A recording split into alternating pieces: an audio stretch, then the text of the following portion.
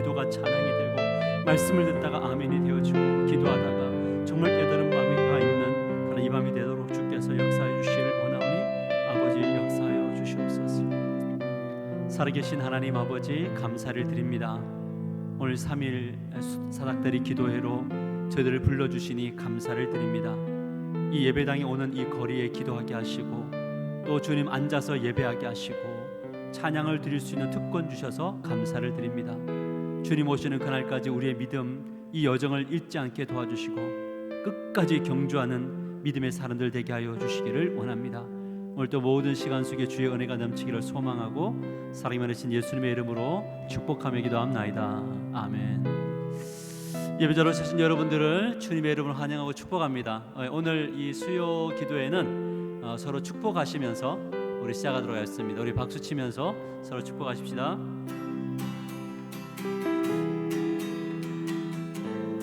아주 먼 날 아주 먼 옛날 아주 먼 옛날 하늘에서는 옆 사람 보며 당신을 향한 계획 있었죠. 하나님께서 바라보시며 좋았더라고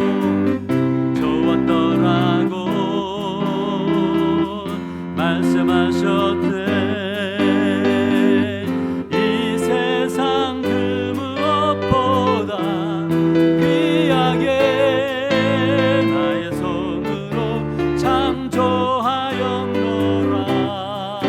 주님이 말씀하십니다. 내가 너로 인하여 기뻐하노라. 내가 너를 사랑하노라. 다시 한번 아주 먼 옛날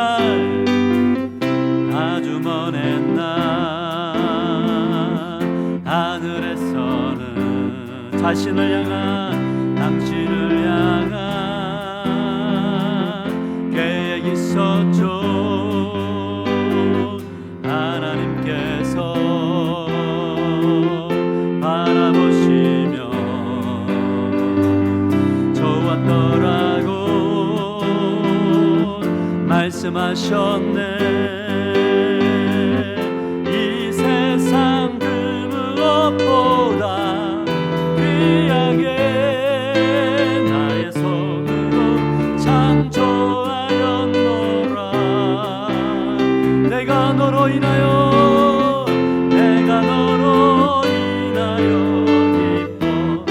기뻐하노라. 내가 너를 사랑하노라. 우리 옆을 바라볼까요?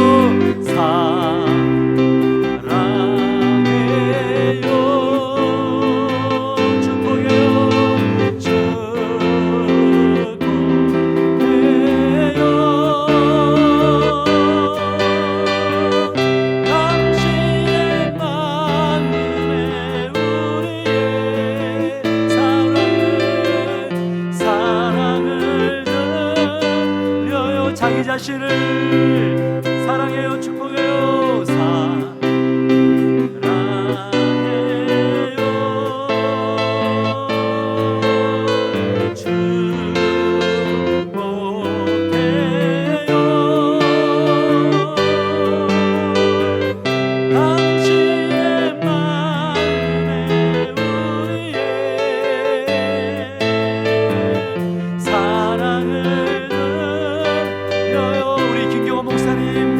손을 뻗어서 사랑해요. 사랑해요.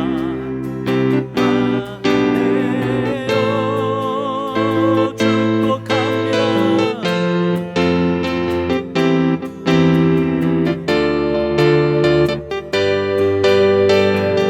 당신의 마음에 우리의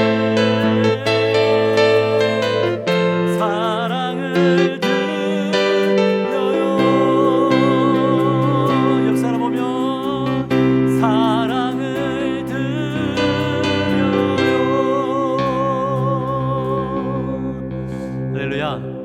우리가 늘 축복하는 예배자가 되시기를 주님의 이름으로 간절히 축복합니다. 우리 내가 누려왔던 모든 것들이 지나왔던 모든 순간들이 주님의 은혜입니다. 우리가 이제 추수감사절도 다가오고 있는데 우리 삶 속에 모든 것이 은혜였음을 찬양하시면서 그냥 아무 생각 없이 하지 마시고 나에게 무엇이 은혜인지 이런 거 생각하시면서 찬양하면 좋을 것 같습니다. 내가 누려왔던 모든 것들이 내가 지나왔던 모든 시간이 내가 걸어왔던 모든 순간이 당연한 것 아니라 은혜였소. 아침 해가 뜨고 저녁에 너를 봄의 꽃향기와 가을의 열매 변하는 계절의 모든 순간이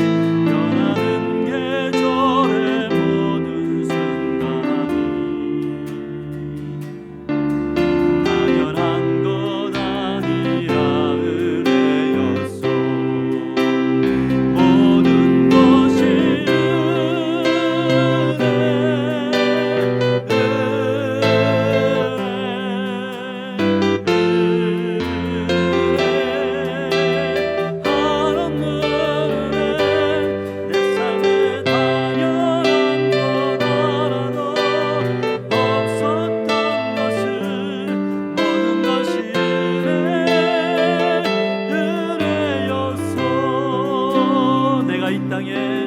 내가 이 땅에 태어나 사는 것 어린아이 시절과 지금까지 숨을 쉬며 살며 꿈을 꾸는가. 당연한 것 아니라 은혜였소. 내가 하나님의 자녀로 살며 오늘 찬양하고 예배하는 삶 복음을 전할 수 있는 축복이 당연한 것 아니라 은혜. 우리 손을 들고 찬양합시다. 모든 것이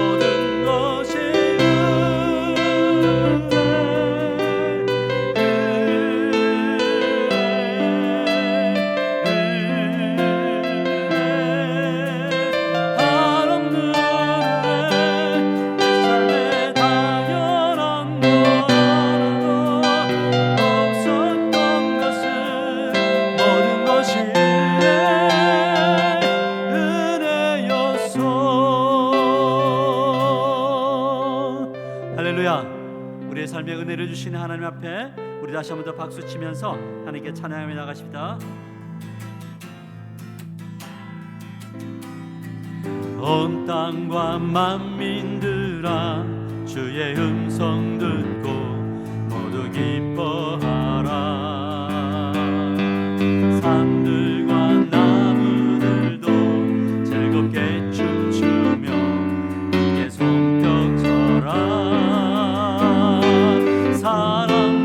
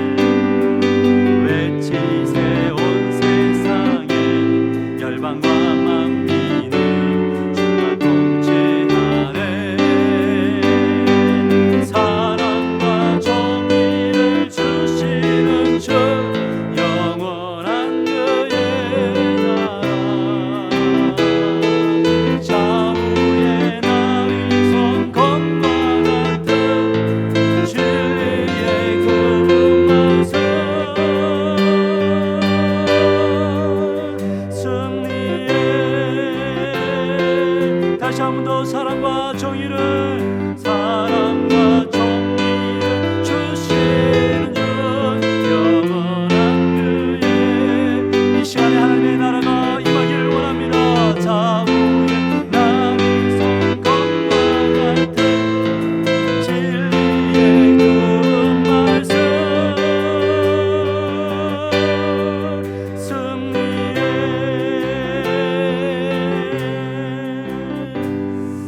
할렐루야. 네, 박수를 치라니까 어떻게 쳐야 될지를 몰라가지고 힘드셨죠? 네, 다음에 이 곡 박수 치는 법을 가르쳐 드릴게요. 힘있게 찬양하자 그랬는데 네, 수고 많으셨습니다. 우리 잠시 기도하고 우리 하나님 앞 말씀을 듣는 시간을 갖도록 하겠습니다.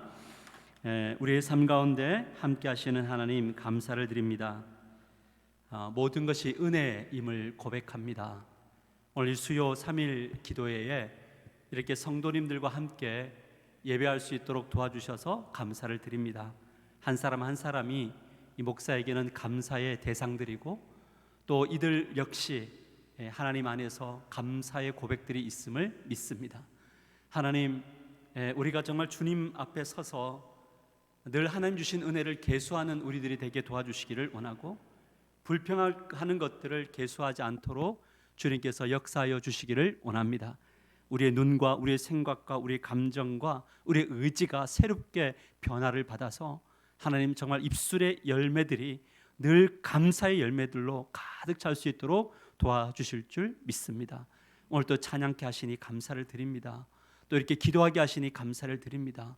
하나님 아버지, 오늘 또 김경호 목사님을 통해서 하나님의 은혜라는 주제를 가지고 무엇이 우리의 삶 속의 은혜인지 다시 한 번 더 깨닫고 결단하고 마음판에 새겨서 주님 그 진리를 따라 걸어갈 수 있도록 길을 열어주시고 기회를 주시니 감사를 드립니다.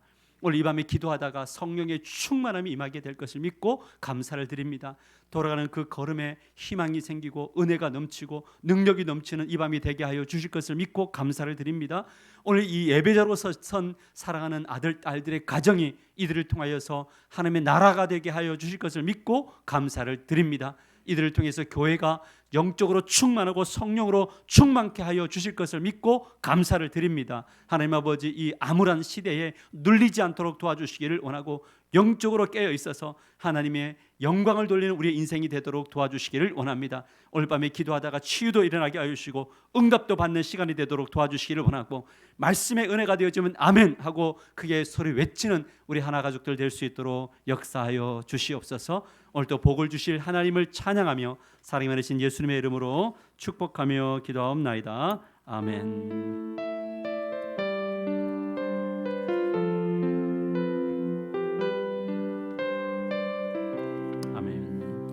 이 시간 우리에게 주신 하나님의 말씀은 고린도전서 15장 10절 말씀입니다. 고린도전서 15장 10절 말씀입니다. 우리 다 같이 한 목소리로 크게 읽으십시다. 신약성경 281페이지에 있습니다.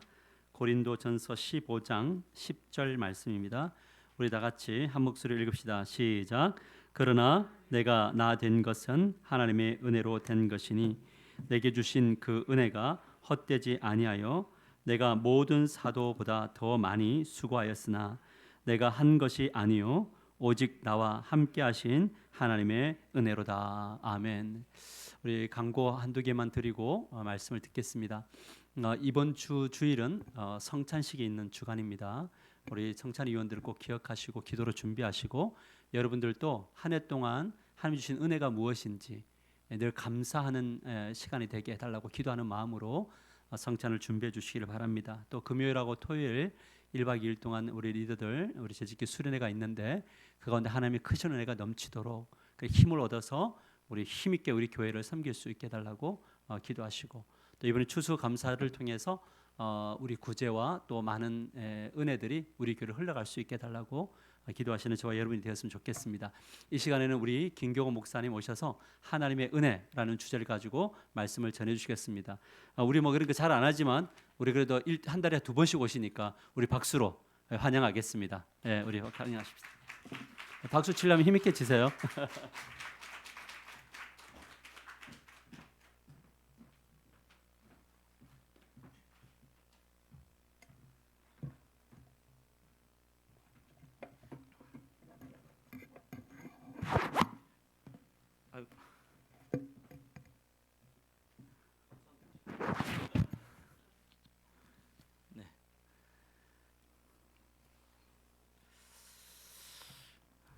오늘 너무 막 축복도 해주시고 박수도 쳐주시고 설교를 잘해야 되는데 큰일 났네요. 네, 오늘은 하나님의 은혜라는 그 주제로 여러분들과 함께 말씀을 좀 나눠봤으면 좋겠습니다. 여러분 은혜 그러면 어떤 생각이 드세요? 따뜻하고 뭔가 은혜가 있으면 든든하고 그죠? 또 오늘 또 특히 오늘 또 하목사님 찬양을 또 열심히 해주셔가지고 따라 부르다 보니까 목이 좀 지금 갔어요. 좀 저기 네. 그래서 저는 항상 저는 찬양을 통해서 중고등부 학생 때 은혜를 받고 또 기도원에서 이제 또 기도하다가 또 찬양을 통해서 은혜 받고 그러다가 이제 신앙이 이제 자라난 그런 케이스거든요. 그래서 나중에 이제 말씀으로 돌아가서 이제 말씀을 읽고 그렇게 됐어요. 하지만 그 찬양이라는 것이 그 하나님께서 우리에게 주신 은혜의 한 방편으로서 얼마나 참 달콤하고 또 고맙고 감사한 것인지 모릅니다. 그래서 오늘 이 뜨겁게 찬양 드리는 것들이 너무 저에게는 참 축복이고 또 감사한 일인 것 같아요. 그래서 좀 내 마음을 좀 더 뜨겁게 해서 오늘 설교를 좀 하려고 할 텐데 여러분들이 따라와 주셔야 되겠죠, 그죠? 네. 자, 이 은혜라는 것은 받은 사람은 다 알아요, 그렇죠? 받은 사람은 다 아는 거예요. 이 은혜를 받으면 우리를 스스로 자원하게 하고 헌신하게 만드는 것이 이 은혜입니다. 이 은혜가 없으면 안 돼요. 은혜가 있어야 이게 됩니다. 우리를 자원하게 하고 헌신하게 하는 거. 누가 억지로 시킨 게 아니에요. 그 은혜가 있으면 이제 그냥 흘러 넘쳐요. 우리를 자원하게 하고 헌신하게 하는 것이 은혜입니다. 이것은 흘러 나오는 거예요. 억지로 하는 것이 아니라 은혜가 있으면 이것이 흘러 나오게 만드는 겁니다. 여러분 우리 찬송가 85장 보면 구주를 생각만 해도 내 마음이 좋거든 주 얼굴 배울 때야 얼마나 좋을까. 이 찬양 아시죠? 이 찬양의 작사가가 누군지 아세요? 성 베르나드라는 사람이에요. 중세에 굉장히 유명한 경건주의자거든요. 또 약간의 신비주의자이기도 한데 이분이 지은 찬양이에요. 한번 불러볼까요? 85장. 그냥 기본 실력을 하세요. 그냥 너무 잘하려고 하지 마시고. 자, 구주를 생각만 해도 내 맘이 좋거든 주 얼굴 배울 때야 얼마나 좋을까.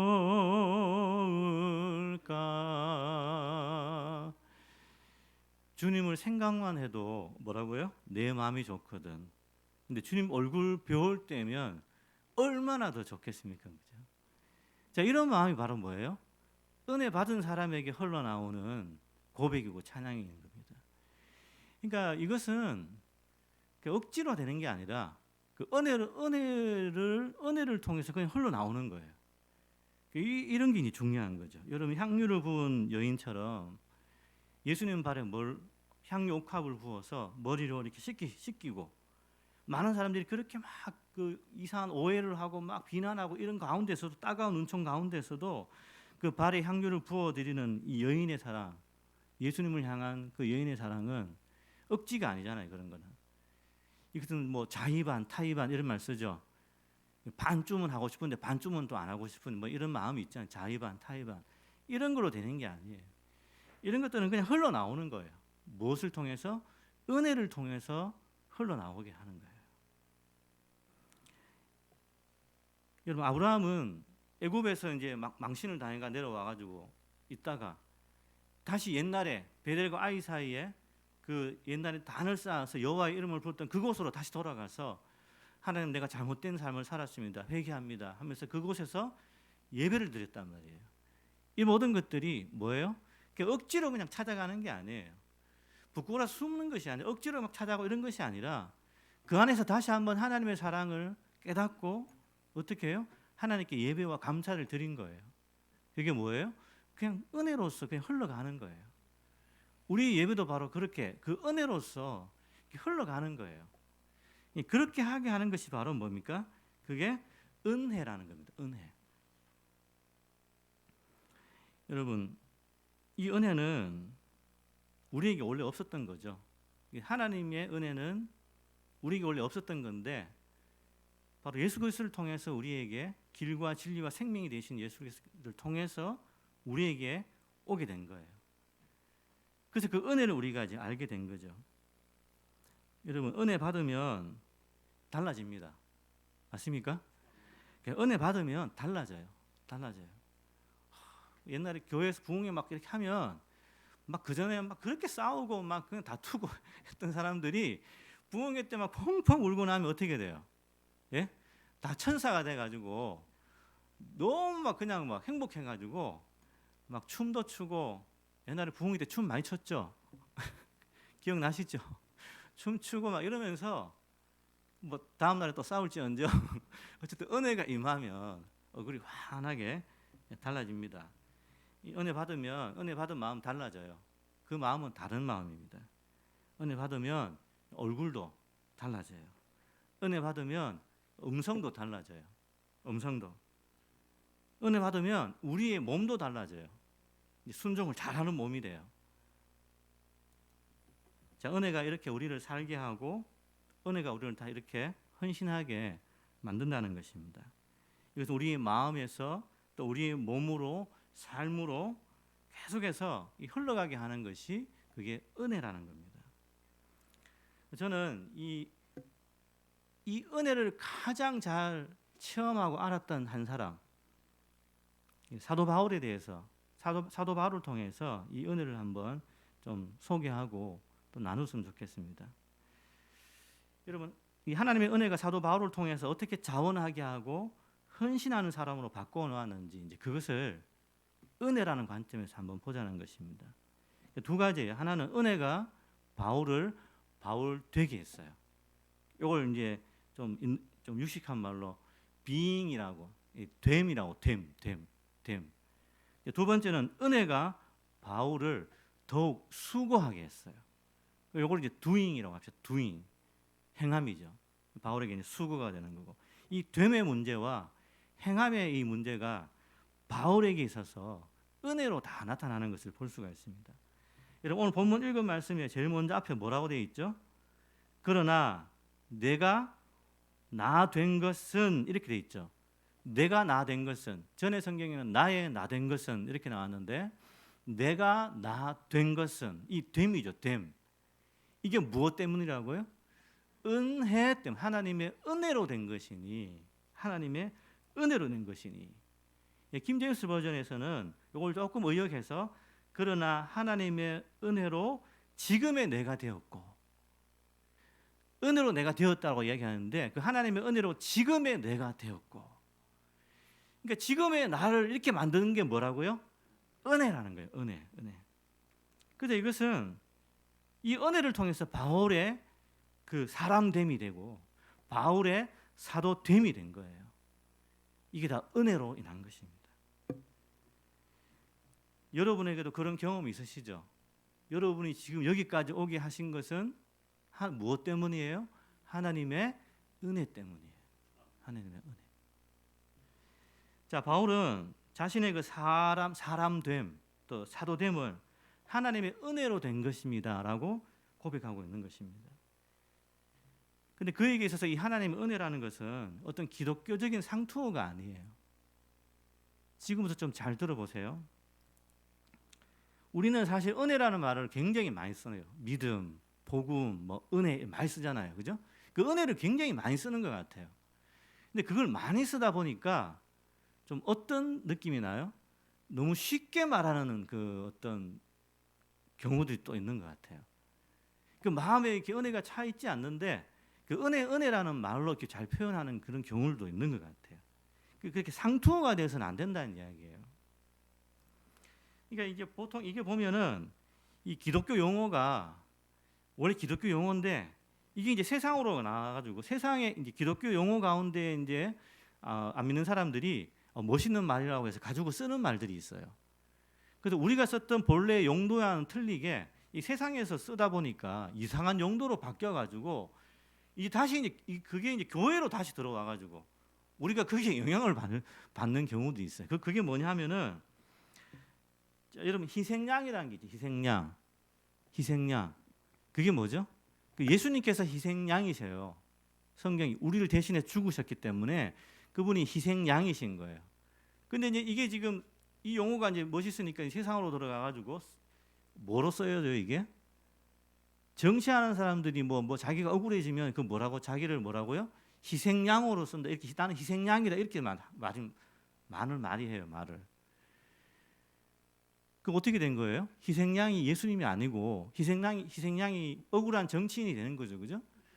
그러니까 이게 또 교회에 들어와 가지고 그게 기독교 용어인데 이게 이제 돌아와 가지고 그죠? 우리도 내가 희생양이다 막 이러고 그죠?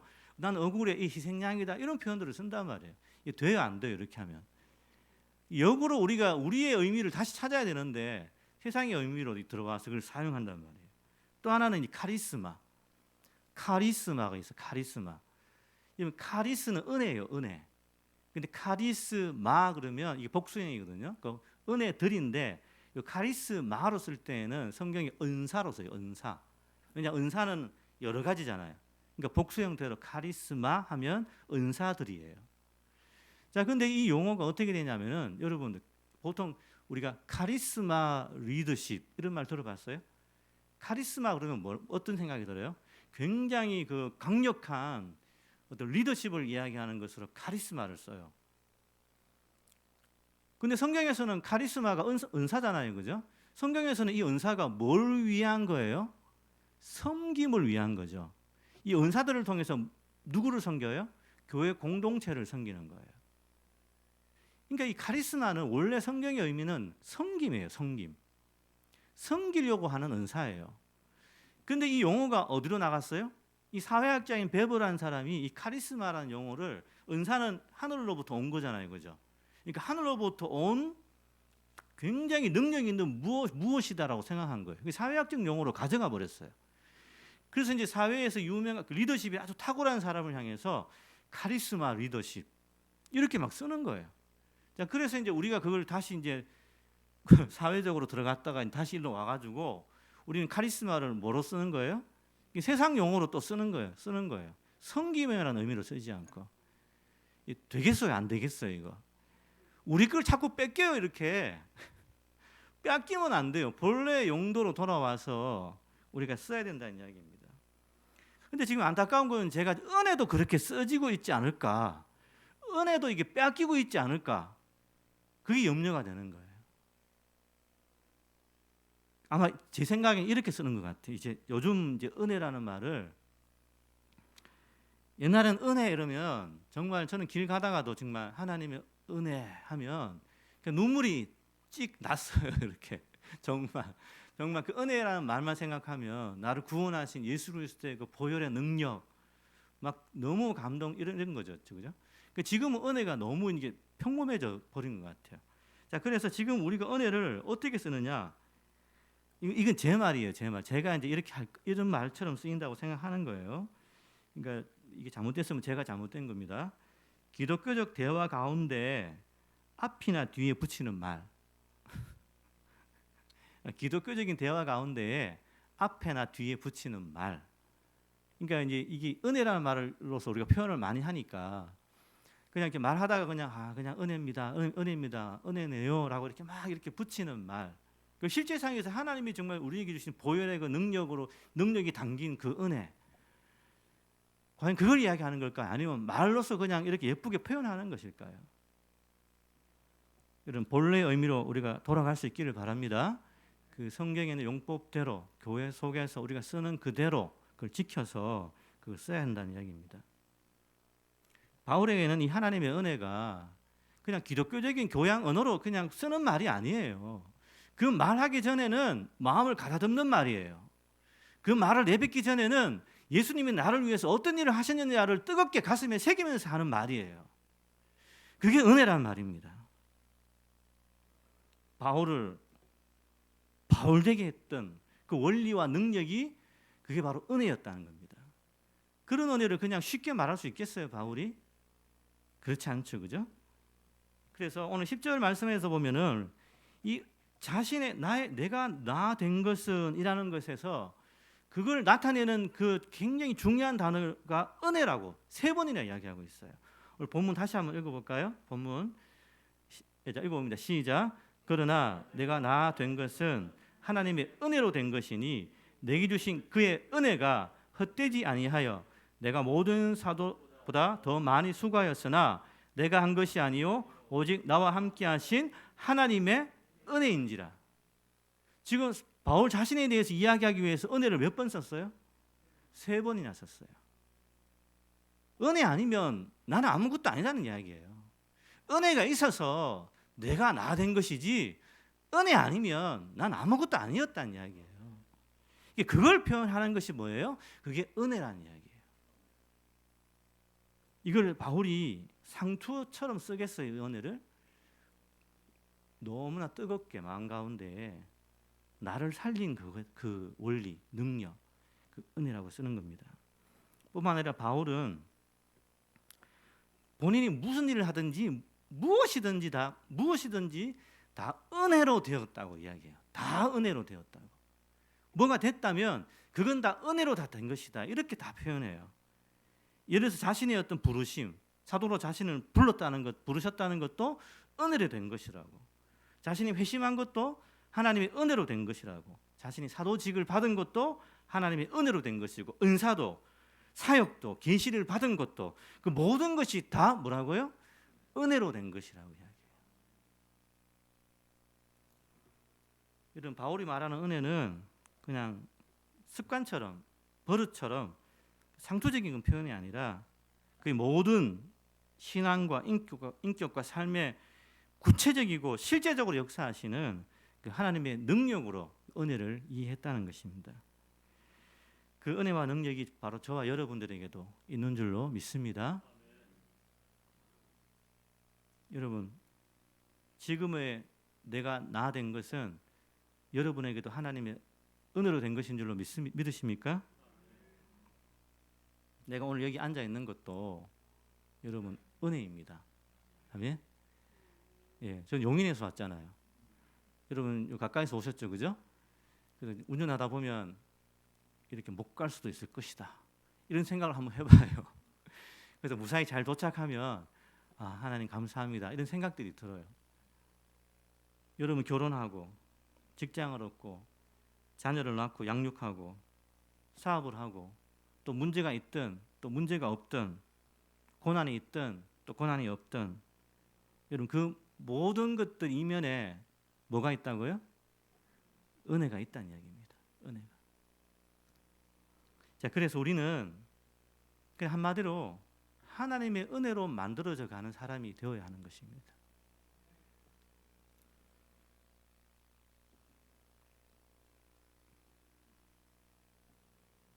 이 은혜는 그냥 우리가 말버릇처럼 하는 것이 되어서는 안 되고 이 은혜는 항상 그 은혜의 사건이 우리에게 진짜 다가와야 돼요.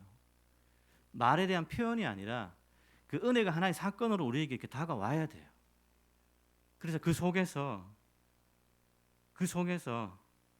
하나님을 발견하고 하나님 우리에게 무엇을 원하신지를 발견하는 그런 것들을 찾아내야 돼요. 그게 이제 은혜입니다. 은혜. 깨달아져야 되는 것입니다. 여러분 우리는 하나님의 사람, 예수님의 사람, 그리고 우리는 은혜의 사람입니다. 은혜의 사람. 하나님의 사람, 예수님의 사람이기 때문에 우리는 뭐예요? 은혜의 사람인 것입니다. 이게 이제 바울의 모습이에요.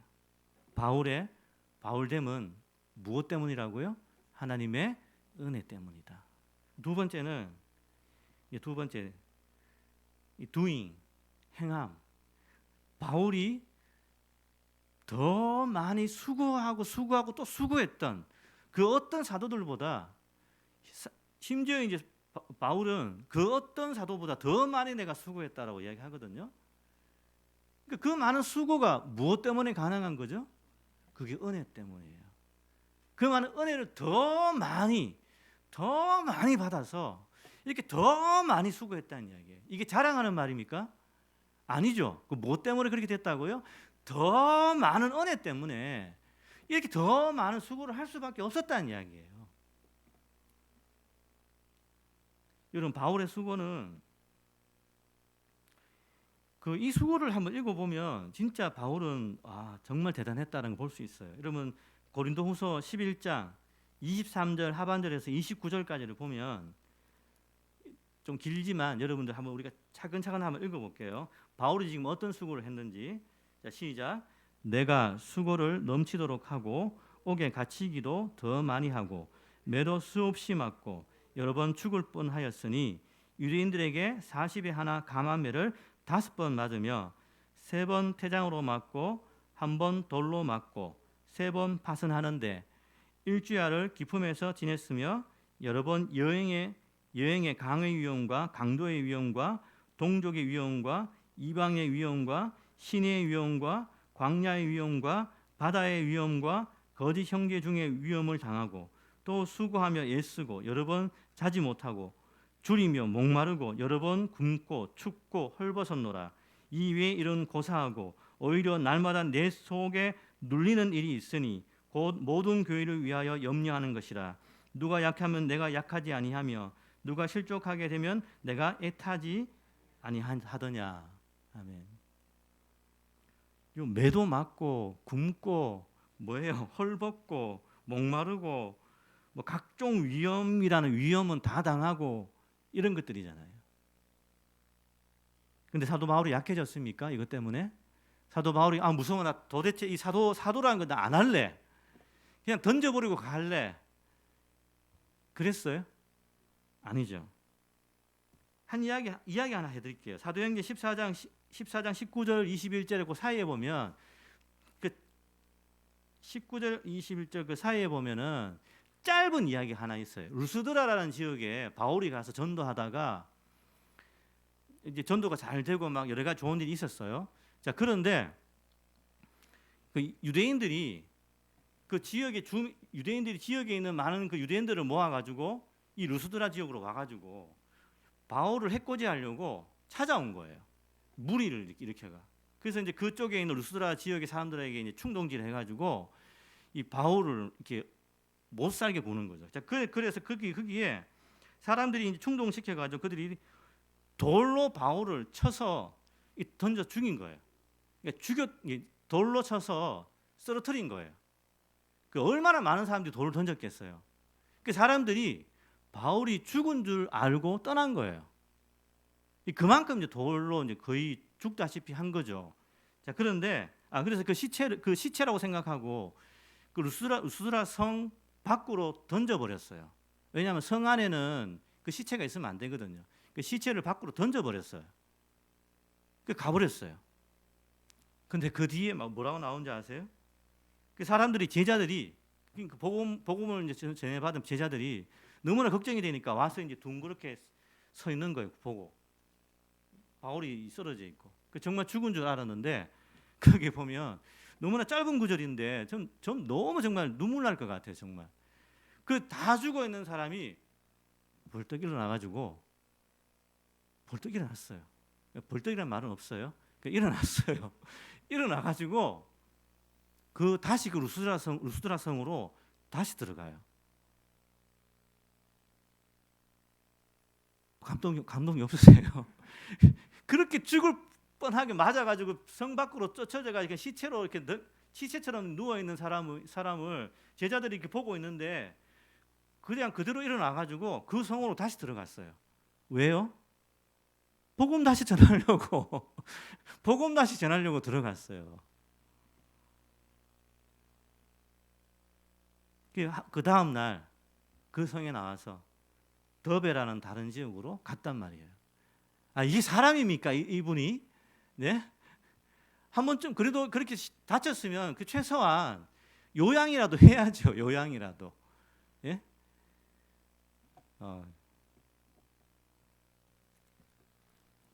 바울이 이제 이런 사람이죠. 근데 그게 뭐 때문에요? 하나님의 은혜 때문에. 이게 다 하나님의 은혜 때문에 된 거예요. 이렇게까지 하는 거예요. 여러분 이러한 수고가 바울에게 있었던 것은 그 은혜가 그를 사람 되게 했고 그를 뭐예요? 수고하게 한 그 은혜라는 이야기입니다. 여러분 바울의 수고와 우리의 수고의 차이는 뭘까요? 그 우리의 목사들도 다 포함되는 거예요. 저와 여러분들 다 포함하는 그 우리 바울의 수고와 우리의 수고의 차이는 무엇일까요? 누구는 이렇게까지 일을 하는데 누구는 이렇게까지 못하고 왜 그런 거죠?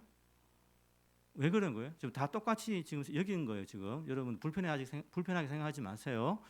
우리 다라고요. 우리 다 바울과 우리 다 여기 있어요. 우리가 바울은 왜 이렇게 했는데 우리는 왜 이렇게까지는 못하죠? 무슨 차이죠? 은혜의 차이라고요? 여러분 은혜 안 받았습니까? 아니, 은혜 안 받은 사람처럼 왜 그러세요? 우리도 은혜 다 받았잖아요. 그죠? 그러니까 이것은 잘 생각해 보세요. 은혜를 어떤 사람은 많이 받았고 어떤 사람은 적게 받아가지고 그런 거예요. 예? 어떠세요? 어떻게 생각하세요? 전 처음에 이제 그렇게 많이 생각했었어요. 근데 하나님은 공평하신 하나님이셔서 누구에게나 똑같은 은혜를 주시는 거예요. 그 하나님의 은혜가 양적으로 설명할 수 있을까요, 우리가? 없잖아요, 그죠? 그 하나님이 주신 은혜는 그냥 은혜예요. 다 주시는 거예요. 그러니까 많고 적고의 차이가 아니라 성경적으로 보면은 은혜를 받은 것과 받은 것과 그 은혜를 성취하는 것 사이에 차이가 있는 거예요. 받기는 다 받아요. 근데 어떤 사람은 그 은혜를 은혜답게 그 은혜대로 수고하고 애쓰지 않는 거죠. 은혜를 헛되게 하는 거죠. 그 어떤 사람은 은혜를 받아서 어떻게 해요? 그 은혜를 성취하는 사람이 있는 거죠. 다 은혜를 받아도 그것을 성취하지 못하는 사람이 있고 성취하는 사람이 있다는 겁니다. 어떤 사람은 은혜 되게 해요. 은혜를 성취해요. 어떤 사람은 은혜를 받았으면서도 그 은혜를 헛되이 해요. 그 차이란 이야기죠. 그 차이란 이야기죠. 자, 그래서 바울은 이런 말을 제 말이 아니라 좀 바울의 말을 제가 좀 쉽게 여러분들한테 지금 전달하는 거예요. 고린도후서 8장 6절에 보면은 그 인용은 없습니다. 제가 읽어볼게요. 고린도후서 8장 6절에 이 은혜를 그대로 성취하게 하라. 뭐라고요? 이 은혜를 그대로 성취하게 하라. 자, 이 말은 뭐예요? 내가 은혜를 받았으면 이걸 어떻게 하라고요? 받은 은혜가 있으면 그 이유가 있을 거 아니에요, 그죠? 은혜를 주신 그걸 성취해야 된다는 이야기예요. 고린도서 6장 1절 그 반대 이야기죠. 하나님의 은혜를 헛되이 받지 말라. 헛되이 받지 말라. 이건 누구에게 하는 이야기예요? 은혜를 계속 주고 있는데 그 사람이 뭐 하고 있어요? 은혜를 사용하지 못하고 있는 거죠. 그걸 이야기하는 거죠. 오늘 본문에서도 내게 주신 그의 은혜가 헛되지 아니하여 바울에게는 은혜가 헛되지 않았다는 거죠. 은혜를 주신 것에 대해서 성취했다는 거죠. 무언가를. 자, 은혜를 받으면 이런 거죠. 은혜를 받으면 주신 은혜를 살리는 삶을 살아야 돼요. 받은 은혜를 기분으로 그냥 다 이렇게 하고 그냥 이렇게 끝나는 것이 아니라 이 은혜를 내게 왜 주셨지? 그러면서 살펴야 되죠. 그래서 그 은혜를 이제 살리는 그 은혜를 살리는 삶으로 나아가야 된다는 이야기입니다. 그에 합당한 그 은혜에 합당한 뭐가 있어야 되겠습니까? 순종이 있어야 되는 거죠. 바울의 말처럼 수고가 있어야 되는 거죠.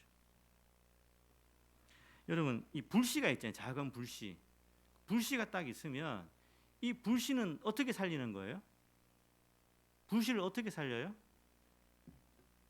옆에 이제 잘 타는 뭐가 있으면 막 이렇게 되는 거죠, 그죠?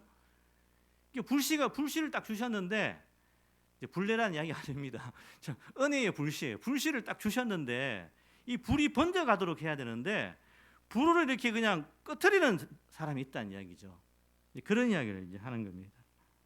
불씨를 번져가게 하느냐, 꺼트리냐는 그 은혜에 맞는 순종이 있으면 그 불씨를 살리는 거죠.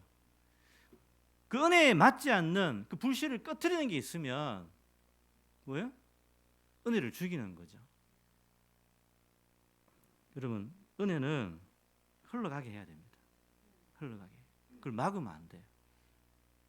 은혜를 주셨을 때에는 그 은혜가 나에게, 너에게, 우리에게, 우리 모두에게 이렇게, 또 교회 안에 이제 우리가 기도하는 그런 제목들이 있으면 나에게, 너에게, 우리에게 해서 그런 문제와 그런 기도 제목들을 해결하라고 하나님이 은혜를 주시는 거 아닙니까? 특별히 이런 예배와 기도의 장소에서 은혜는 흘러가게 해야 돼요. 막으면 안 돼요. 그걸 소멸시키면 안 된다는 이야기입니다.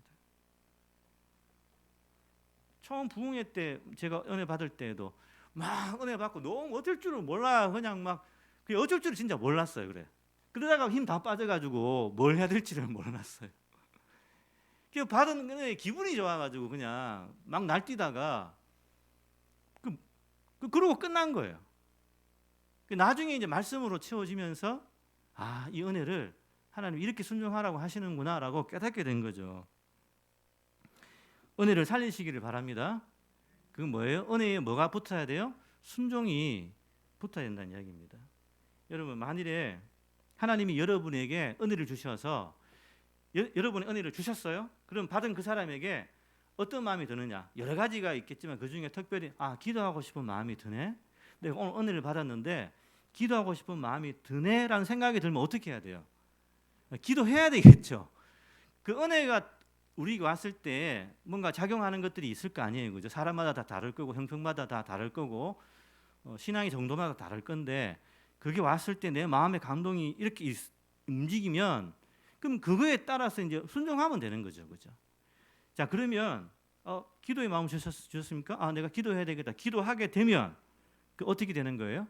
하나님이 그 은혜를 통해서 이 사람에게 원하시는 것들을 행해 나가시겠죠, 그죠? 그러면 여러분, 그 기도를 하게 되면 그 기도로 끝나는 건가요? 그게 끝나는 게 아니라 순종해서 이제 기도하게 되면 또 다른 마음이 열려요. 또 다른 마음이 열려서 봉사도 내가 해야 되겠네. 봉사로 또 하게 되는 거예요. 자, 이렇게 은혜가 선순환돼요. 선순환. 계속해서 번져가는 거죠, 이렇게. 자, 그게 이제 사도 바울이 사역했던 원리이기도 하는 겁니다. 은혜가 우리에게 그렇게 역사하는 겁니다. 근데 만일에 그죠? 은혜의 선순환이 있으면 은혜의 악순환도 있죠. 하나님 은혜를 주셨어요. 그러면 아까 말씀 기도해야 되겠는데라는 마음이 들어야 되는데 기도해야 되긴 되는데 이렇게 되면 어떻게 돼요?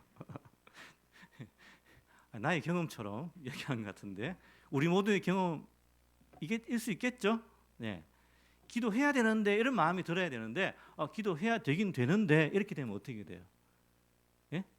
그러니까 안 하는 거겠죠, 그죠? 그게 그걸 안 하게 되면 거기서 끝나는 게 아니라 뭐가 돼요? 하고 있는 것도 안 해. 기존에 하고 있는 것도 은혜를 막으면 기존에 하고 있는 것도 더 안 해지게 된다는 이야기예요. 이게 은혜의 악순환이에요. 여러분 어떻게 하실래요? 은혜는 어떻게 해야 된다고요? 흐르게 해야 된다. 흐르게 해야 된다. 자, 그래서 이런 이야기를 해요. 부흥의 시대에 부흥의 학자들이 아주 좋은 예화를 하나 개발을 했는데 그게 뭐냐면 파도와 파도 타기 이거예요. 자, 그건 뭐냐? 바다에 이렇게 물이 있으면 파도가 이렇게 울렁이잖아요, 그죠? 근데 그 파도를 우리가 만들었어요? 아니죠. 그 하나님이 그걸 만드시는 거예요. 자, 파도는 누가 만드신다고요? 하나님이 만드세요. 그러면 그 파도가 하나님이 만드시면 파도 타기는 누가 해야 돼요? 내가 해야 돼요. 내가. 그 하나님이 우리에게 파도를 주시면 우리는 뭐 한다고요? 그 파도를 타야 되죠, 그죠? 그죠? 그 원리가 이제 부흥의 원리라고 이렇게 이야기를 하는 거예요. 자, 이 파도가 뭐예요? 파도가 비유해서 은혜죠. 은혜의 그 움직임이 우리에게 올 때, 은혜가 우리에게 흘러올 때, 우리는 뭐 해야 돼요? 그걸 타야 돼요. 그걸 타서 움직여야 돼요. 뭔가를 향해서. 그 구체적인 내용은 받은 사람이 알겠죠, 그죠? 기도하면서, 그죠? 여러분, 그 원리가 바로 이 파도 타기의 원리가 바로 사도 바울의 원리예요. 여러분 오늘 그 골로새서 1장 29절 요 인용 구절 한번 읽어보십시오. 같이 읽어보겠습니다. 시작. 이를 위하여 나도 내 속에서 능력으로 역사하시는 이 역사를 따라 힘을 다하여 수고하노라. 아멘. 뭐라고요? 나도 사도 바울도 내 속에서 능력으로 역사하시는 이 역사를 뭐라고요? 따라라고 되어 있어요. 내 속에서 누가 먼저 역사하세요? 하나님이 은혜로 역사하시면 그걸 따라서 파도 타기. 따라서 나도 힘을 다하여 수고하노라. 이거예요. 예. 때로는 우리가 우리 힘으로 막 이렇게 의지적으로 이성적으로 또 이렇게 막 할 수 있지만 때로는 하나님의 은혜의 역사가 임할 때에 그거 놓치면 안 된다는 이야기죠. 그거 놓치면 안 된다는 이야기죠. 오늘 여러분 말씀을 너무 잘 들으셔서 짧게 끝낼게요. 이미 늦었지만 여러분 은혜는 어떻게 해야 된다고요? 흘러가게 해야 됩니다. 예. 그래서 결국은 하나님께서 우리에게 은혜를 주셨으면 받은 은혜로 그걸 성취하고 흘러가게 해서 자 마지막에 또 이제 뭐가 남았어요? 다시 이 은혜를 어디로 올려드려야 돼요? 예, 그 결과물로 하나님께 올려드려야 되겠죠. 그죠? 이게 이제 마지막인지 한 사이클의 마지막이라고 볼 수가 있습니다. 그 돌려드린다는 것이 뭐예요? 그 은혜를 성취하고 거기에 대해 감사하고 예배함으로 돌려드리는 거겠죠.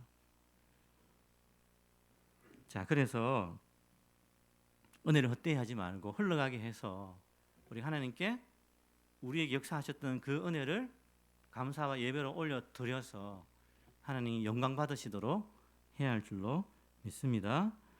여러분 오늘 우리가 그 한 찬양 가운데 당연한 건 없어요. 우리한테 세상 사람들은 당연한 게 있는지는 모르지만 우리는 은혜를 아는 사람은 당연한 것이라는 것은 없어요. 뭐가 있어요? 은혜만 우리에게 있어요. 은혜만. 당연한 건 없고 우리에게는 은혜만 있을 뿐이다. 그 은혜에서 은혜, 믿음에서 믿음으로 하듯이 은혜에서 은혜로 살아가는 그 삶이 저와 여러분들의 삶이 될 수 있기를 간절히 축원합니다. 기도하겠습니다. 하나님 감사합니다. 오늘 은혜를 배웠습니다. 사도 바울의 모습을 통해서 배웠습니다. 하나님의 말씀을 통해서 배웠습니다. 하나님 이 은혜의 선순환이 우리 가운데 일어나서 그 은혜의 파도가 우리에게 쳤을 때에 그 은혜를 타고 순종하고 흘러갈 수 있도록 역사하여 주시옵소서. 우리 모두가 다 한 마음이 되어서 또 공동의 사역 속에서 이 교회를 세우는 일들에 우리 은혜의 역사가 일어날 수 있도록 도와주시옵소서. 감사드리며 예수님 이름으로 기도합니다.